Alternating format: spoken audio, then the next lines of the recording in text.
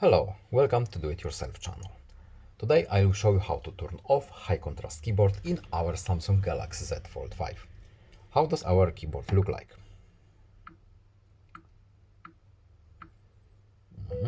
New conversation.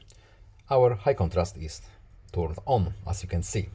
If you want to change it to default, we have to go to settings. Then we are looking for accessibility options. And here we have visibility enhancements. Under this little menu, we have high contrast keyboard. We can turn it off simply, or we can change how our keyboard look in here. But we wanted to turn it off.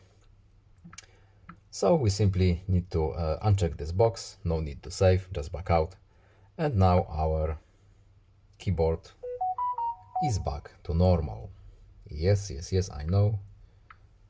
As you can see, default keyboard. I hope this video was helpful to you. Please leave a like and subscribe. Have a nice day and see you in the next video. Goodbye.